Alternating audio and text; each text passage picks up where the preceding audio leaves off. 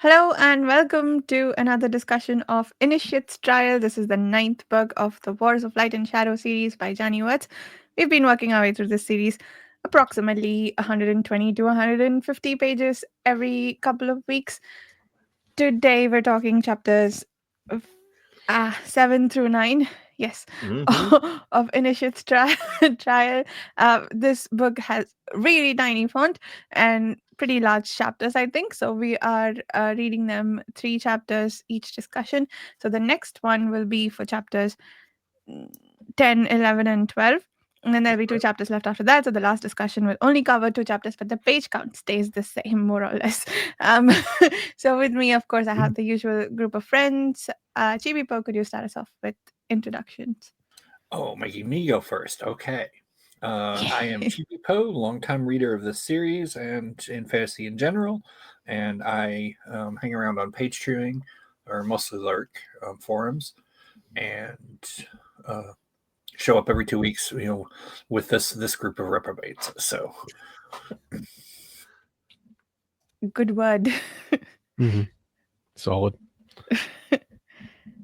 Go ahead, Chris. Oh, I thought you were going to pull the switch on me. Yes, my name's Chris. I'm from Chronicle Chris YouTube channel. First time reader of the series. Starting to get very real that there's not that many discussions left.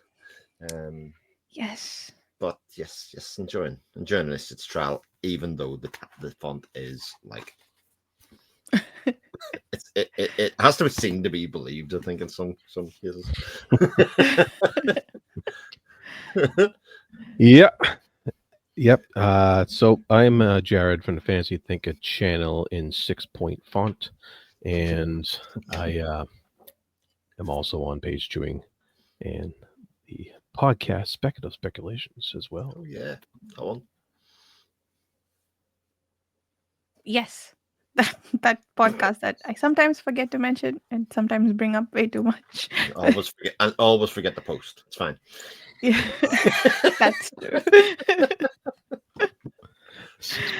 But there have been episodes in the last 2 weeks, and there will continue to be because I have figured out a process that I do not need to plan for.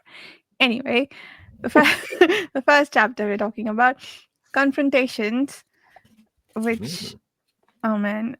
See, the problem with my reading ahead is I don't remember what happens in the chapters until I'm reminded. But I might have some notes. But Jared, you probably have some notes to remind us. Well, the first thing that happens, I think, is that Arathon has some sort, not Arathon, as Ascendere has Yep. some sort of confrontation with a young dragon, Yes. Mhm. if I'm not mistaken. Yes. Indeed. That was attracted here by what? It was some recent events that brought it here. Good question. It was a while ago I read this. Yeah. Creature does Yeah. Realm of Shadow. Yeah.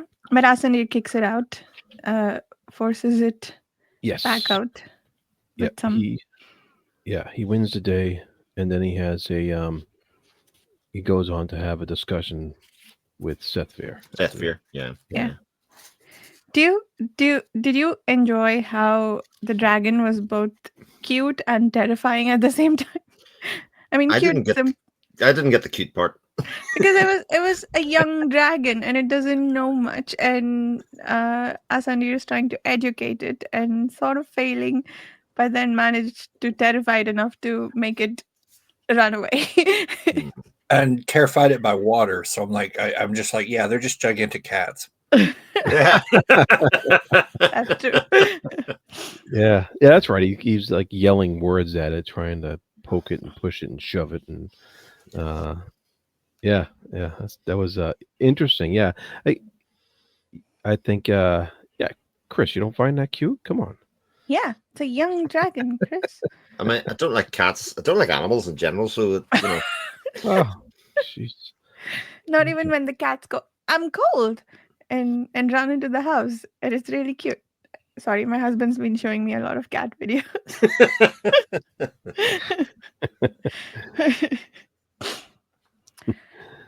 Yeah. So then he goes to talk to Sethvir about complaining once again about the Celody Prime's Compact. machinations Mhm. um and something about getting King Jestry prepared Mm. to wear some crown jewels. Yeah. It felt a lot like window dressing this little bit because it was also like reaffirming how powerful and how superior Asandir is to some Mm. of the other sorcerers and that kind of stuff, like narratively just kind of throwing that out there and kind of saying that, and then also having this thing of Sethvir still being the person that knows everything that's going on at all times. Yeah. The setting that scene, it felt like to me anyway, and remind yourself that there's this not cute dragon sort of floating about with Davian inside it at the moment. Yep. Absolutely. Yeah, it was. Yeah, it was. You're right. It's kind of and reminding us about how they are responsible for some of the crownings. Yeah. You know, they oversee that kind of thing. Uh, yeah, and there was an interesting mention um, of the afterlife in this section when they're looking on when Sethvir tells him to look upon the fate of Daliana, Mm-hmm. and they mention the the jailer, the turnkey. Um, Yes. he says he tells somebody else that you'd risk an afterlife with the damned, swayed by the cant of a heretic. And he was talking to the warden, and I was like, that's interesting because we haven't really had much of an idea of what the afterlife might consist of in this particular setting, and or what the people believe that much. We know that people's we've seen people's spirits and ghosts and what have you occasionally, but no real idea of damned or paradise or anything like that yet until that little quick mention there. Yeah. But of course, interestingly, we get a sense of that in chapter 9 by Taryn's Yes. outcome, etc. At Yep. that stage of the kind of link to a sort of afterlife or people that their spirits, etc. Yeah. What way that's kind Right. of dealt with, which I thought was Yeah. interesting. Again, sort of setting the scene for an awful lot of stuff that Janny seems to do this quite a lot in terms of tells things narratively, but also kind of reminds you or puts points in there that are kind of going to be expanded upon later. Yeah, you're right, and we've had spirits before, Yeah. Yeah, as, the as healing scene well, in Warhost. right? Mhm. Yeah. But as far as an actual the idea of people being damned was kind of new to me. I didn't remember that specifically coming up. Well, there's references like, I think Descartes said it, damn you to sit there. And I think my impression, at least with, people cross the veil based on what we saw from Erethan and Descartes trying to heal the little girl. Yep. I think, the sit there thing is more of a, more of a mortal conceit Yeah. versus an Right. actual, um, I don't think damnation actually awaits anybody, but Yeah, And but there is a like veil based that on yeah stuff like we knew there was a internally opposed kind of thing.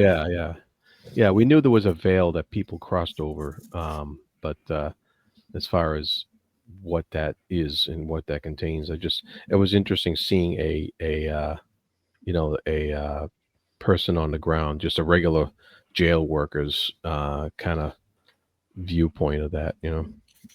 I I wonder though if this is sort of an invention of the true sect, in that any follower who disobeys, or anyone who's not a follower of the true sect, is damned, even Mhm. though such damnation may not exist in the world. So like, given that this is someone from the true sect or someone who believes in that doctrine, asking her if she'd risk the afterlife of the damned, I'd be inclined to think that it might be an invention of the true sect, but it might be based in reality too. I guess we don't know fully yet, but my money would be on them I think making it you're up. right. Because remember, back in Fugitive Prince, when they ripped into Lysair about him setting himself up um, as a deity, and how he was supplanting the actual truth of things and risking the ruin of everybody, and they skirted around the reasons why he was risking it, because they didn't want to give him that ammunition, but uh, anything coming out of the true sect, or the light followers is probably suspect. Yeah. That's a good point. Yep. We have seen variations of like people not crossing suffering spirits. I forget where, but people who haven't crossed the veil and have been sort of like trapped here because of bad things that happened. But Yeah. I think that's the worst that we've seen. Oh, I think it was with the necromancy cult. But then some of them were also pulled back from the dead. But yeah, I Yeah, think being trapped in this realm was probably the worst yeah, afterlife and I like remember. being like with Trader's Not, we saw being cut off from that with the way the necromancy does is pretty much like a hell, but that's again that's an someone imposing that on you. Mm. But we did Right. see like violent trauma and whatnot can delay you, or cause your spirit to just kind of linger around, like with the guys that or that one guy that Erethan helped cross over when he was met the centaur inside Kiwar Mm. and whatnot. So Yeah. it seems like if you die like you're supposed to, with nothing hindering you, you just cross the veil, and you know uh, all is good. But there's no like damnation waiting you. Um, but like trauma can hold you back and whatnot. So Yeah. I'm curious as maybe it's something that we can bring up with Janny at one point. Like, I'm curious about the outer cosmology of this Mm. particular setting, and what and how much um, the I don't know if she can tell us yet the accuracy of the specific characters' viewpoints or what have you, but I'd be interested to see what she is allowed to tell us at this point. but Yeah. yeah, no. So that's cool stuff. It was good to get reminded of earlier mentions, Mm. prior to this, and remember things from previous books. Yeah. There's so the deities or gods that are worshipped here. There's Ath, who I think is the creator, and I think there's no doubt that he/they exist. Maybe it's a life force thing. And then the things that they keep swearing by, Dalian Fate Master and Yeah, Darkeron's Avenging Angels. yeah. Those two again, are they um like, so at least the Avenging Angels, like the Darkeron, Dalian is the Fate Master, right? Yep. Darkeron seems to be someone who wreaks vengeance on bad people, so to speak. So that, yeah, is that again a human construct, or is it something that actually exists? Is there an afterlife where you sort of suffer? in Yeah, interesting stuff. Yeah. Yep. And then Cytherea too. Yeah. Yeah. Cytherea Is that in the glossary here that Chris often refers to. Yes. Um, Cytherea is the mythological equivalent of hell, mm, and okay? Yeah. the halls of Dakaron avenges judgment. Dakaron Avenger. excuse me, called Ass Avenging Angel in legend, drives a chariot drawn by 5 horses to convey the guilty to Sithair. Dakaron is defined by the Adepts of Ath's Brotherhood. Ath's Brotherhood, sorry. Is that dark thread mortal men weave with Ath, the prime vibration, that creates self-punishment or the root of guilt. Mm. Oh, nice. Okay, cool. All right. So, all right. Research project over. Those are the most fun. Yeah, definitely. Yeah. So cool. That's cool stuff. I really it's amazing how the little mention like that can just bring up all those questions and stuff. Mhm, mhm. Definitely. So we move on to the next section, testing, where we Yes, have this is the Lara. well, we have the mention.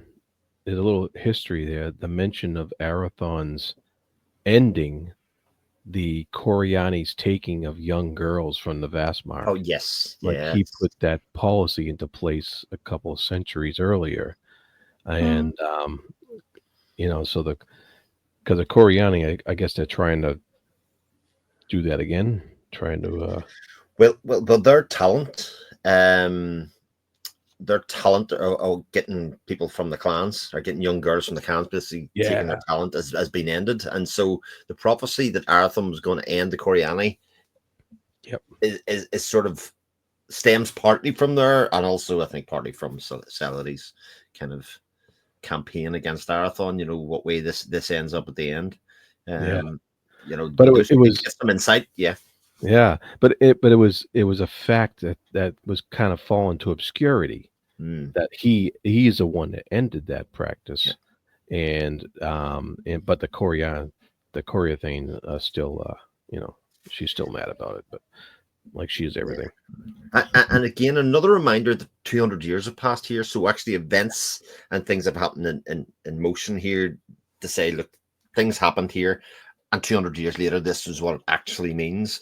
And I think we get a look of this with Glycera as well. You know, the effects of the curse when Arathon has not been around for a long time, and he can actually see the difference. I think he's sort of got some more understanding of the curse and the fact that he's not in this anger and chase all the time, and it's like, right, okay, you can appreciate that there is a curse, which is compared to the past 7 books is somewhat of a difference as well. No, and I love that. I love that reminder of the time frame, because I think it's much needed in order to really grasp the what's going on in this time frame now. Yeah, definitely.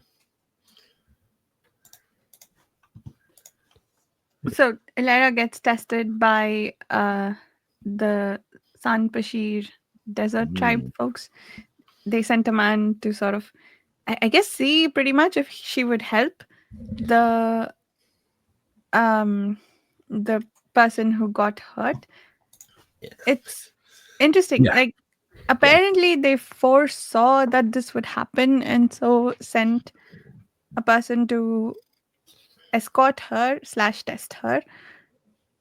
And what did they foresee? Like, just the fact that she'd be there and then they can test her there, because they seem to have some insight into events following her saving of the guy. And the saving is probably what they were testing to see, like, if she would put her needs above whoever got hurt. So it seems they already knew that she might do that. Well, I think you've pretty much called it yourself there, Varsha. They knew what was going to happen here, and they were going to be there to enact and help and save her. But in doing so, they could enact a test as well for her character, at the same time, to make sure that she is who she says she is, or otherwise.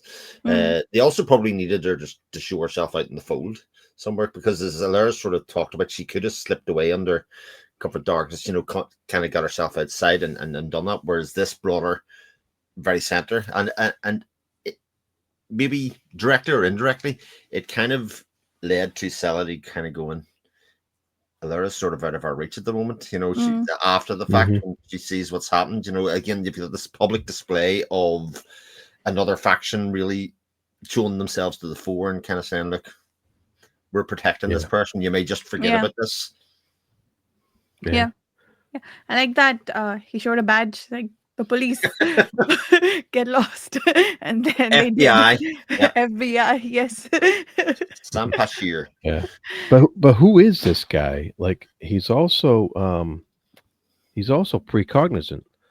Mm-hmm. And Mention that, yeah. so we know some of the clan people are precognizant, but I didn't know about that for some of the San Bashir people. Well, there's so little that we know about the Sam Pashier, but with That's Mother true. Dark, etc., seems to be precog as well. In terms of Yeah. all like a Sephier alternate. In some ways, seems to know what's going on at all times in all parts of. Yeah, the head Yeah. witch there. Yeah, definitely. Yep. Yeah, that's cool. One of the things I liked about Alera's her use of the mage sight earlier was how she was able to differentiate people, male aura and female aura, by color, and like there was like, and then she was able to differentiate like the vital orange of a laborer and the red jangle of ire, that somebody was feeling. She really, like there was a little explanation of the different colors that she was seeing with mage sight and how people were feeling and how they, their emotions and stuff like that. And I thought that was just really cool how we got that look into her mage sight and what she was seeing. Yeah. Yeah, that was pretty cool. Yeah. I'm really excited for Ilera to get to San Bashir. I think that's my most interesting thread in all of this. Well, it's hard to choose, but I was going to say that's a hell of a bold statement, because it seems like every third of a chapter you're kind of going, "Oh, right, this," and then by the end of it you're like, "Oh, this is so cool." Yeah, it's interesting. Like, this is different from my experience so far with the series and maybe my reading in general, in that when I like a character, I usually want to stay with them, especially with Arathon in this series. I want to stay here and watch him do more cool stuff. But now I'm like, yeah, no, I want to I want to know what's going on with Lysair. I want to know what's going on with Ilera and Daliana, and so many interesting characters to follow in this, and story threads too. Yeah, and a lot of characters we've grown up with, but some new ones with Daliana, even though she is an Evan, so Yeah. we kind of had a pre-love for her, right? Yeah. Yeah. And she looks like Khaled has her spirit seemingly. So yeah, and ends up in Lysair's bed, That's true. And he's stroking her hair. Yeah, we'll get to that. Between the rubbing of the knee and the stroking of the hair, we're getting some weird. Yeah, that was interesting. I thought it was someone else taking care of her, but it turned out to be Lysair, and is doing it to sort of petting a cat for comfort. Yeah. Anyway, and one thing about Alera's treating of the wound on the guy who ended up being, her guide. She tells somebody to get, a pail of hot water and then another pail packed with ice. And I was just curious of how they make ice in this world. That just popped in my head. I was like, well, they don't have refrigerators, or freezers or what have you. So I'm like, how do they make ice? Interesting. In our world too, didn't they make ice before refrigerator, or at least I mean, unless it's winter and they can just go grab some outside or something like that. But I wasn't sure about that either. It is winter, at least in the part of the world, or winter's coming in the part of the world. Oh yeah, it is late winter. So that does make sense. All right. In Yeah. the 1800s here, ice was primarily made by harvesting it from frozen lakes and ponds. There you go. Yeah. And rivers No, and it is late winter, so that answers that. I was just like, where's it did throw me for a loop there. I was like, okay. But yeah, okay, perfectly makes sense. All right. Because the opening sentence, I'm not spoiling anything. The opening sentence of 100 Years of Solitude is about Aureliano Buendia remembering the day that his father took him to see ice, and that was just All right. ice. But anyway. Another reason why I would never want to be an author, like I would just casually throw ice in the book, and then somebody would go, but there's no refrigeration or electric here, and I'd be like, God damn it. Also, like around 500 BC, Egyptian and Indian cultures had, discovered, using clay pots and whatnot to overnight freeze water and create ice. So in the winter, yeah, sure. Well, it doesn't specify. It just says rapid evaporation as a means to cool water. Yeah. Placed in clay pots on straw beds, and the decrease in night temperatures would freeze it. Interesting. Excellent. And then we had another example in that whole sequence with Alara and how the Coriani were trying to entrap her. Yep. Of the Coriani once again using somebody against their will to like they suborned a longshoreman as their string puppet without his conscious volition. And once again, the Coriani, that is like the most evil practice, I think, that they can do. And it brings up that question that Janny has brought up a lot in these books, of that question of free will. And the crime of stealing somebody's free will. And once again, that's a theme that's pretty much hammered home throughout the whole series here, and to be used against somebody that we're cheering for actively just makes them more evil in my eyes. And interestingly, without jumping too far forward, again, I'm coming back to Lorenda. Where Lorenda is a puppet, she still has free will, and again, that point is rammed home multiple times in these 3 chapters. Yes, here about her brooding in the background and kind of waiting her turn and still having the same ambition and drive that she had beforehand, but just sitting waiting. Yep. And I don't know if I would say she has free will at this point. I mean, she does, but her option is, do what Solidity tells me to, and if I do anything, other than that, without her permission, I die. Yeah, but she could decide to end her own life at any stage. She could decide to do something and end her own life in that same stage, and that is still, you're being subjugated or otherwise, but you still have a decision to make yourself whether you're going to do what Soletti tells you to do. I still think it's not great free will. It's not freedom, but it is free. It's not freedom, right? Exactly. Yeah. That's a great difference. Like freedom versus free will. She can still think for herself. She is still the one controlling her limbs, for instance, which this person is not. I like the distinction, Varsha. Somebody says, I've got free will, and says, can you move your own arms? Free will. Also, we saw, at least, that the Coriani Master Sigil, even aside from making him witless, she can override people's free will. Because, like, when Solidity first, debuted in Grand Conspiracy, and the senior Coriani, was like, you're just a child, you don't know anything, and she's like, be silent, and just made them all shut up. Just lovely. But I did like, the way it's like the whole test with Alara was like, two part really. First it was, will you stop and help this guy, at the risk of putting yourself in danger? And then the second part was, what will you do when this guy grabs you? Will you, help him, and put yourself in even more danger? Or will you be like, well, I'm going to stab him and he'll die? to get free. Yeah, put yourself over his needs, and Yep. So she did stab him, but somewhere where he wouldn't die, and then helped him, tried immediately to heal him, right? That's what happened. Like the stabbing got him. She her choice was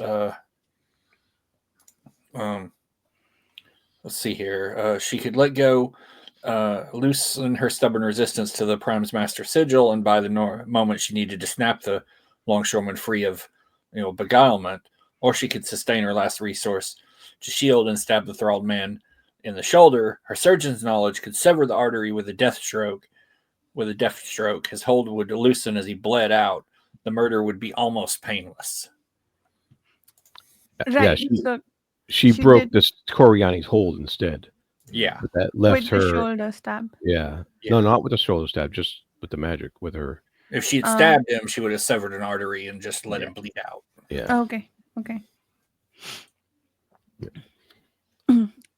Very cool. Further proof why healers are the ones that you really got to be worried about, because they know how your body operates. So they're like, yeah, I'm just going to stab you right here and you're going to die. Yeah. Yes. And like in Shadow and Bone too. Yeah.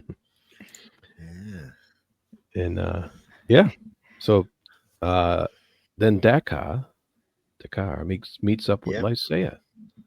Yes. In the next segment. I love that little reunion. Yeah. Sort of. I mean, it made me think, because it's been 200 plus years since they've seen each other. And Lysaea is a more sensible guy now. They can be friends again. Remember, throwback to when Dakar wept for the loss of his friend. Now they can be friends again. That's right.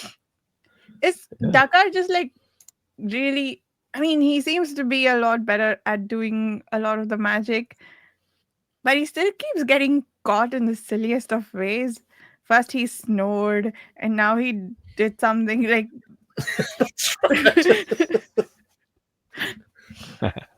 that the lights diviner like, you're blazing like a large forest fire. I could see you from so far away.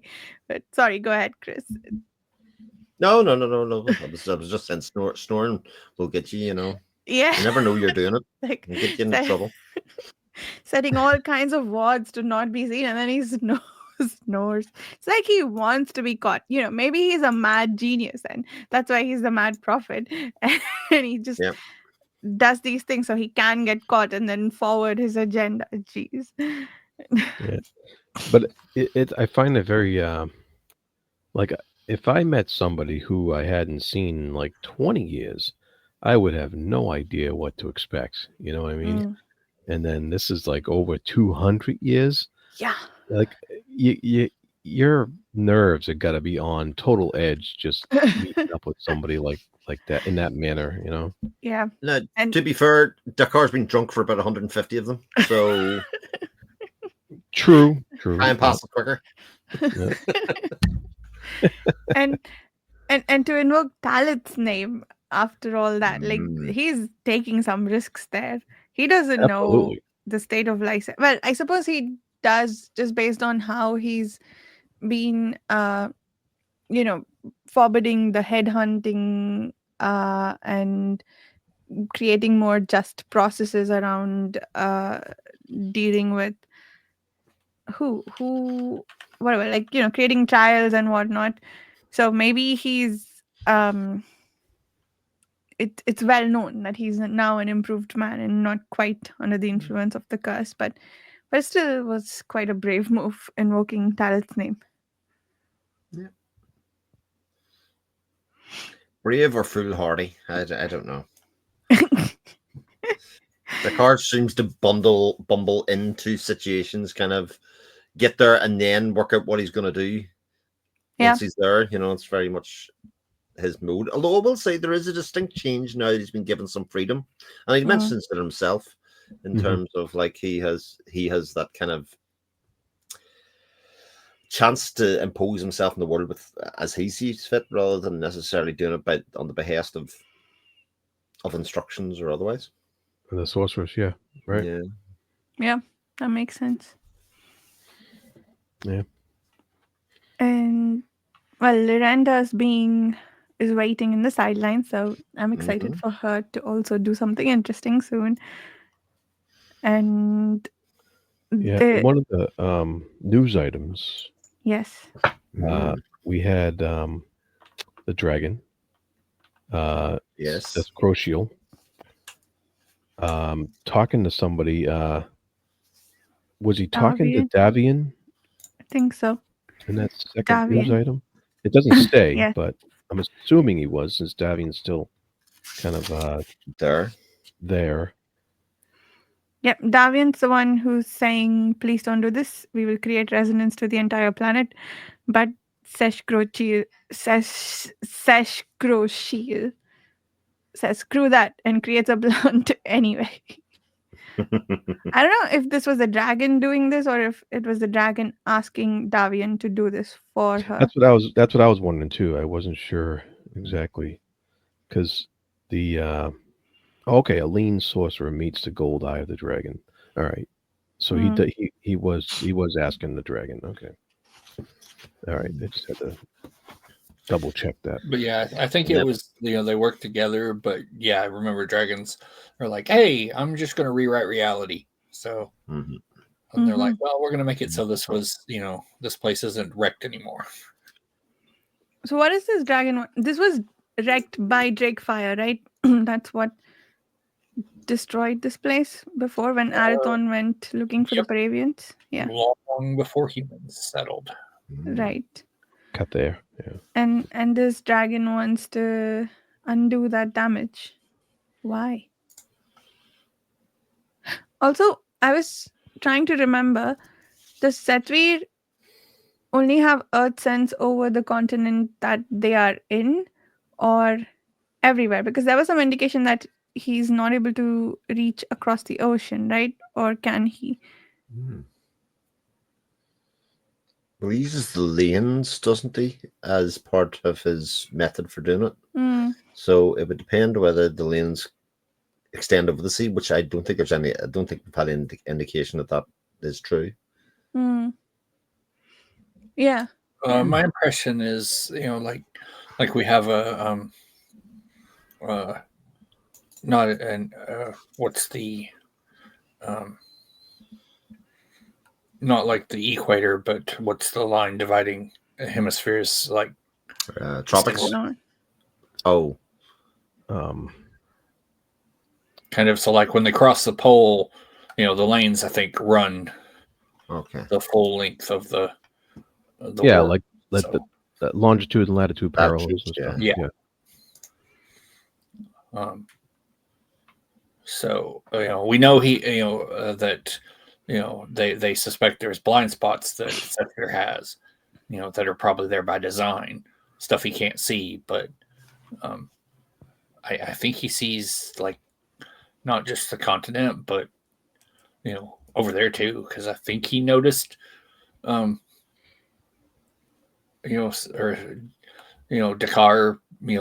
reached out to him while they were over there, if I remember right. Oh, that's right. Yep. I remember now, I think. Yeah. Cool. Yeah, I was trying to remember whether his earth sense went. Okay, I guess the reason why I asked, but I think there may have been mentioned, like if his earth sense does go across the entire planet, we know the Paravians are somewhere on the planet, so why can't he sense them? But I think there was an explanation to that in the previous books, like that they are hiding themselves effectively. I think he just knows that they are there, but doesn't know where. Yeah, they know that they still exist somewhere, but they, as far as they could guess, since he inherited the earth sense from the Paravians, whoever gave it to him, deliberately omitted the him being able to perceive where they are. Cool. So now we have our trial. Our farcical trial. Trial with Trey. Trey the lawyer, right? Trey the lawyer, yeah. in his suit. It makes me think, what are all the other fellowships' nicknames? Mm. Oh. Well, Davy and the Betrayer. You get that right. Yeah, well, you get the Yeah. betrayer. Davy, Actually, Davy, Davy, yeah. Davy, Yeah. Seti. Seth. No, he'd be the tea Seth. drinker. Yes. Oh, the tea drinker. Then you've got the ass man. The As Aspen.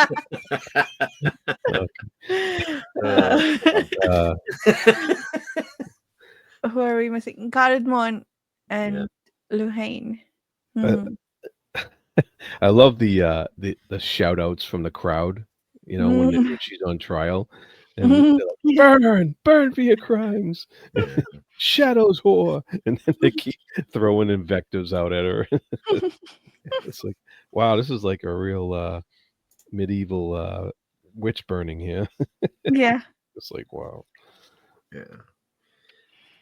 But I mean, it's a trial of non-events until the very end. You know, it's a couple of people getting up and saying spurless kind of things. Oh yeah, Daliana was in the room. She threw a knife that exploded. Therefore, it must be black magic, etc. yeah, Until the she's a very witch. end when I kind of put it together. Yeah. Yeah. And then we get Lysair storming in. Taking Lord Lysair, should I say, storming in, taking control of the situation, and to me is another example of the rehabilitation of Lysair kind of being shown to us. You know, this idea that he is about justice. He isn't about kind of murder and all of that kind of stuff. He's that's his talent Mm. rather than anything else, and that he has an awareness that he has caused an awful lot of ill within Yes. this world. Yeah, that was one of the main points is that he's quite aware that this current state of the Lights Alliance soldiers and their over enthusiastic search for Shadow's minions is his doing. Is he it's a result of his initial setting up of all this hundreds of years ago. Yeah. Yep. I liked Lysair a lot in this section. It was, I think, to a certain extent, not quite, but Arathon after his realization of the curse, or like just Arathon fighting against the curse to do what he thinks is right. Like Lysair's finally at that place now. Yeah, only took him a few centuries. He's fine. Only that. Yeah, and I like Daliana pressing the car. Like, whose side are you on?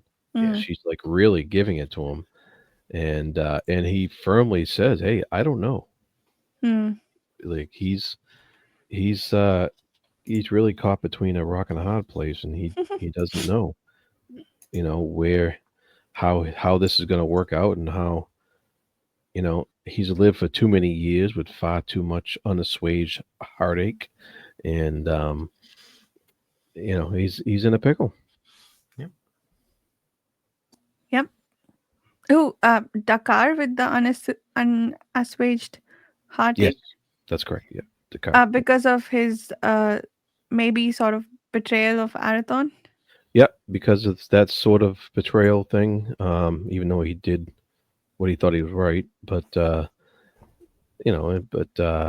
and his his having his wannabe, he wanted to be friends with Lysaea, but then he couldn't be because of the curse, and now he's back again. But whose side is he on? Because he spent all that time with Arathon, and that's a lot of time, Yeah.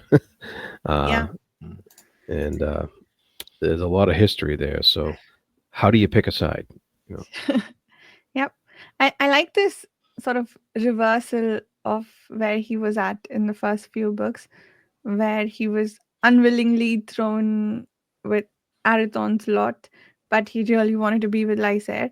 And I don't think he really wants to be with Arathon because he hasn't gone looking for him. Probably because of yeah. Actually, I don't know. I don't know Dakar's motivations or lack thereof with respect to trying to find Arathon, but like his loyalty, true loyalty, is with Arathon now. But he's with Lysair to whatever extent he can help him, I think. Yeah. I like seeing Lysair actively fighting the curse. That's a new color on him that I'm enjoying. Very much. Yeah. So, and then what's up with these kids Running off without adult supervision. stealing Elithiel? Yes.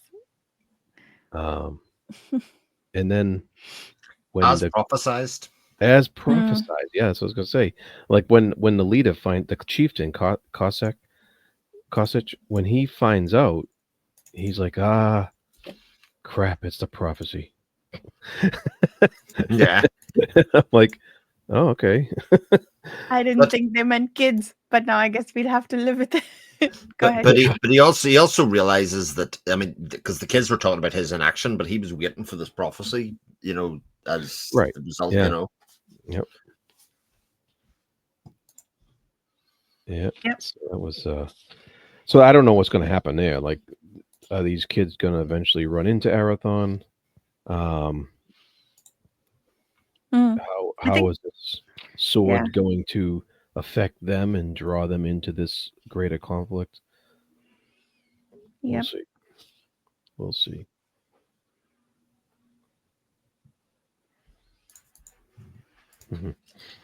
Yep. And just so people know, I think there's a misprint in the news item for this chapter, because if you look at the year, it says 5693. It's 5963. And I think it's supposed to be 5923. 23, yeah. Yeah. Oh, interesting. So I don't know if that's just in this copy. It might be just a physical copy, because the Kindle has that too. I've got 5923. Oh, my you Kindle. You have a hardcover? I can pull my hardcover down. Let me go get it. Oh, okay. 5923. But then the end of the notes at the end of the last is 5693. Yeah. Okay. Yeah. 56. Yeah, my Kindle edition also has 5693. Oh, really? Okay. Mm-hmm. All right. So that's the one entitled Shockwave, right? Shockwave, yeah. Okay, I think the first news item here answers my question. Actually, it's the dragon's dreaming that is shaped by Davian. So they are working together to create that one little plant, baby plant. Oh, yeah. How nice. That's pretty cool, actually, because that's hopefully going to come up later. And I thought all three of these news items were actually like, wow, like something significant is on cue here. Yeah. Yeah. And the hardcover does say page 303, early spring 5693.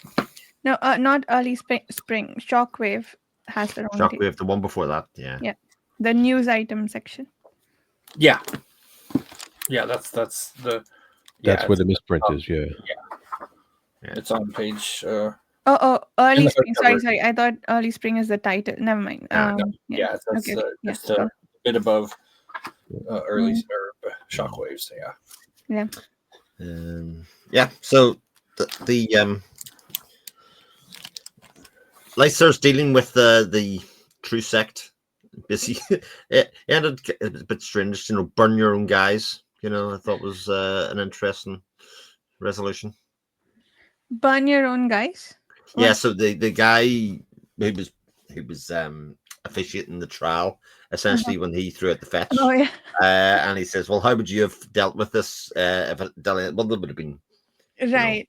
It would have been burned at the stake." He says, "Well, then do it now." Yeah, that was brilliant, actually. Yeah. He says, I'll leave it in your hands. Thanks very Yep. much, guys. This is yours now. Your problem now. You Again, said what you would do. Now do it. very much not about good or bad, but about justice. You know, the Yep. justice that was going to be served to Daliana should be the justice that's served to the true sect, very much in keeping with Lysair, but also Yep. giving us a cool moment of like, watch them burn. Yeah. Damn. All right. Yeah. Hope I don't ever get on Chris's bad side. Gonna watch me burn. No, I'll just ask you to take the bins out, Jared. That's all the punishment I'll enact on you. Oh, okay. All right. Yeah. What? I came back to hearing about Jared getting punishment. What did you do? If he ever does anything wrong, we'll just make him take the bins out, and that'll be the end of Jared. Okay. All right.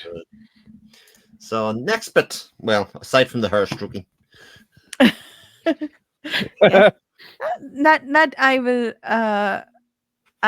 admit felt a bit strange, but she seemed to like it, so okay.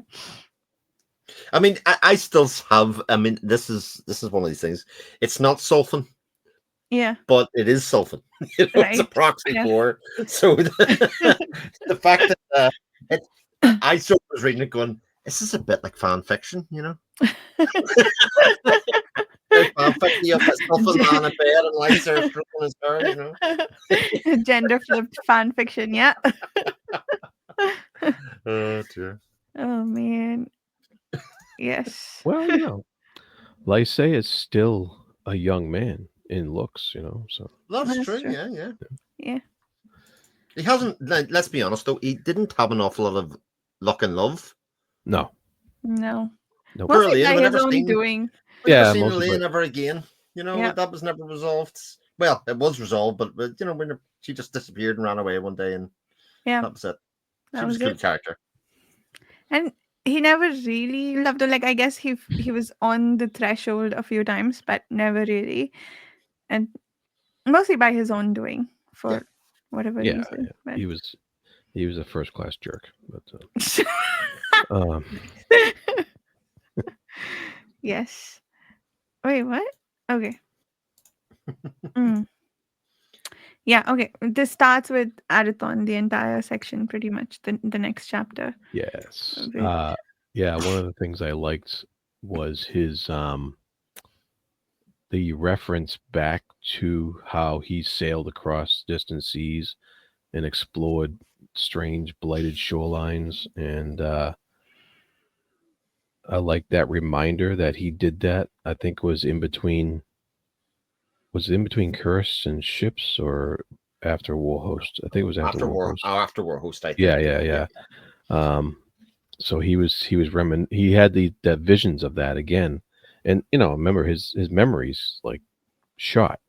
So the fact that he was kind of reminded of that, I was like, okay, all right, there's a little something there. There's a little. Yeah. He's starting to get some stuff back, Mhm.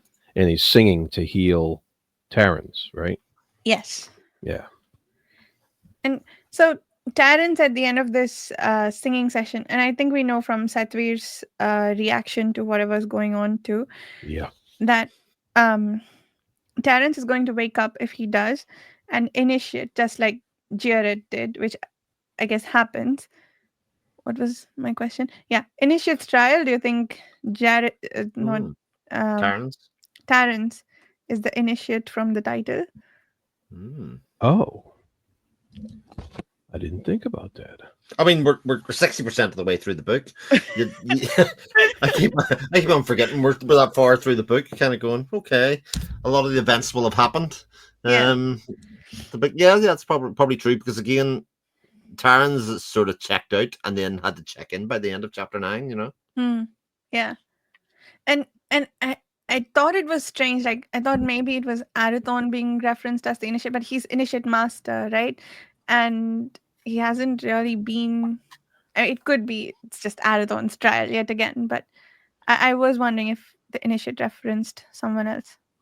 Chibipo, you're about to say something. I was going to say, it kind of does.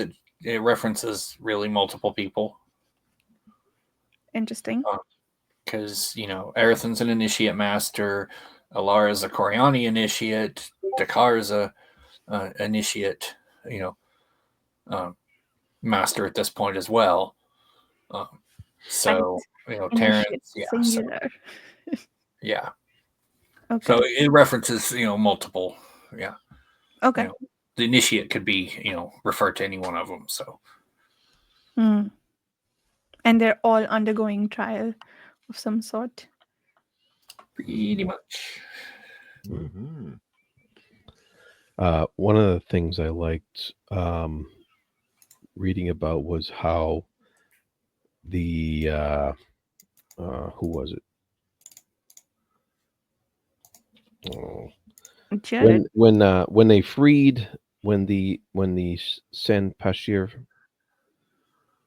matron freed Arathon from the Coriani grasp, it was revealed that his lost memory was not supposed to be a long-term impairment, but it was actually an impenetrable veil of protection imposed by the clever crone who arranged his escape. And I like that use of memory loss as a protection against insanity or some other kind of hurt. It's we kind of read about that in another story that we were reading, but it was that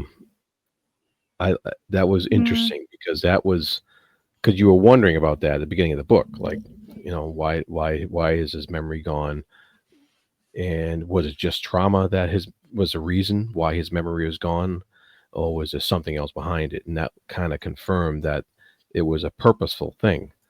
That memory was lost, and that was pretty cool, I thought. Yeah, I agree. And I love the snippets that Arathon got out of it. He remembers the time he sang Jared back. Well, I guess that was deliberate. They wanted him to become an initiate, but Jared started off wandering, so Arathon needed to sing him back. And he's doing the similar with Terrence. Yeah. And can we get to it? Can we get to the conversation between Terrence and Jared? I was so happy to see him back. Yeah. Of course I was. Yeah. Yeah. Well, it was sort of intimated. The question is this. So Terrence has got Jared's memories, but is it more than his memories and a bit of his personality that he's got as well, in terms of like his knowledge?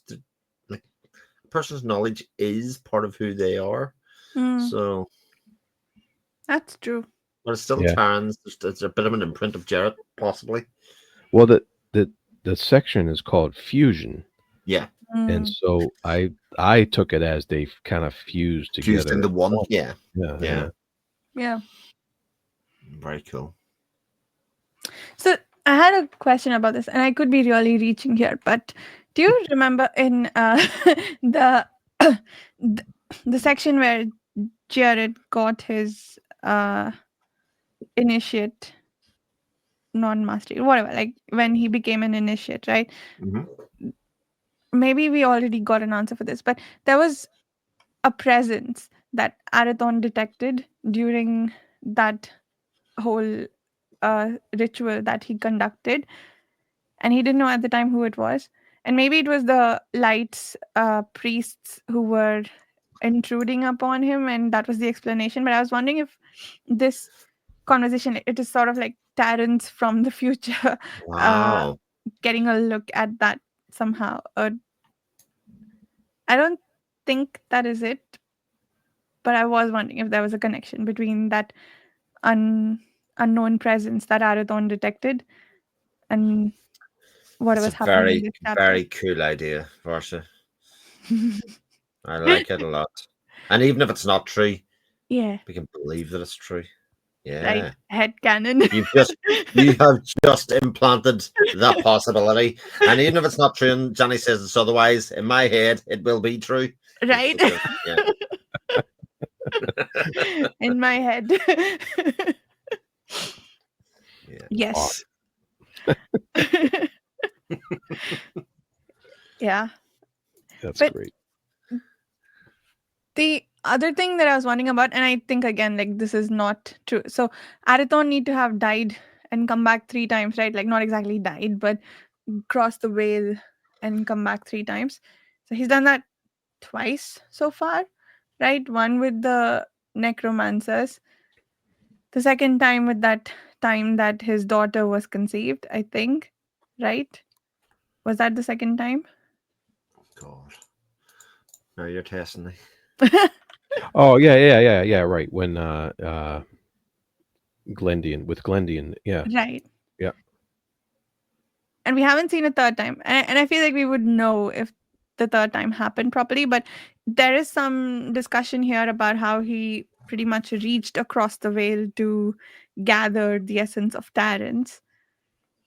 So I was wondering if this is him crossing the veil the third time, but probably not. It doesn't seem like a momentous enough event.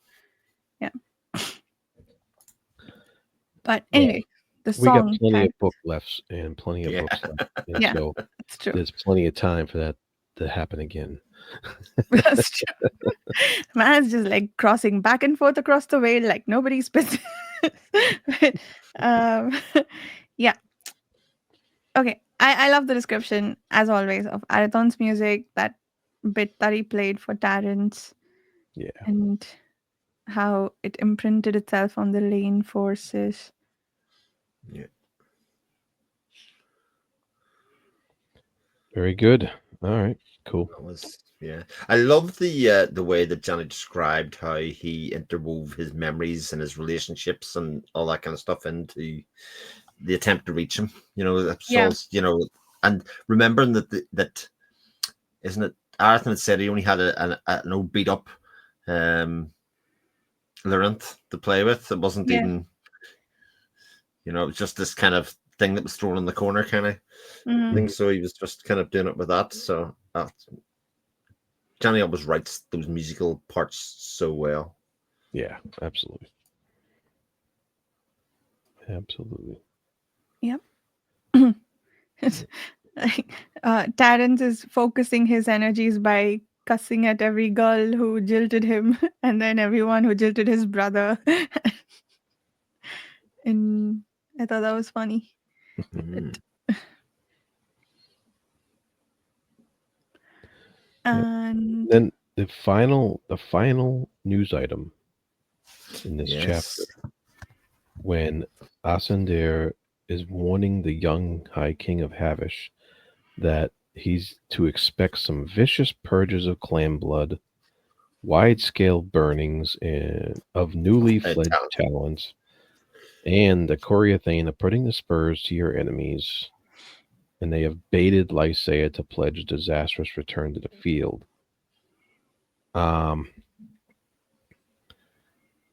So that doesn't bode well for us believing that Lysaea has kind of turned the corner here. What do you think about that? well, he's returning to the field. The second news item is him going to the field to try and stop the sect using his name to do all that they are doing. So I feel like he's not on their side with this one. It's a disastrous return to the field, maybe risking more exposure to the curse. The curse, maybe, yeah. But I don't think he's leading the charge here. He's more trying to disperse it. Yeah, he's going there with good intentions, but bad things are going to happen. Yeah, because the car we all wanted him not to go, you know, not be foolhardy, you know, take your time, all that kind of stuff. But Lysaea's like, no, I have to fix this. Yeah. Which is very Lysaea. Yeah. Yeah. Well, okay, sorry. I am rethinking that. He's not going to try and lead what the true sect is trying to do, but he is going to stop them from being harmed by Coriani's interference. Who else alive can spare the Light's followers from wholesale slaughter on the Prime's game board? Yes, good intentions, though. We all know where those lead. Mm-hmm. Yeah, and also one other point that we haven't mentioned is that actually Saletti is actually setting out to break the Fellowship Compact, which seems mad. Yeah. That's been the thing that's got her to this point, is the fact that she's been able to keep the fellowship out of her business, and yet she's purposefully going to break that herself and allow Yeah. the fellowship back in. And she seems to think she has ways to hide that from them, but really, like, she's thought that before and hasn't Yeah. succeeded. So I don't know. I look forward to her downfall. That's going to be good. Yes. Fun. I'm afraid it's not coming for another 2 books, probably. No, but I'm I'll make it worried, all but sweeter. I'll make it all sweeter. I'm good with that. that's true. Very Cool. true. Anything else before we wrap up? I think we got it. Yeah. Fun chapters. Yes, fun chapters. And good mix of following everybody around, Yeah. right? We got Yeah. Lysair and that bit, the Fellowship Sorceress dealing with a random dragon. I was Which, very pleased to get to know Trey. yes, and right. And yeah, and to see him back, right? He was missing, I think, pretty much for the entire arc of the Alliance of Mhm. Light, more or less. He was busy. Yeah. Yeah. So cool. Yeah, if you're following along with these discussions or reading along with us, we are reading the next 3 chapters for the next discussion. If you'd like to talk to us about these books, consider checking out the Patreon forum. If not, we'll see everybody in a couple of weeks. Thank you so much. Awesome.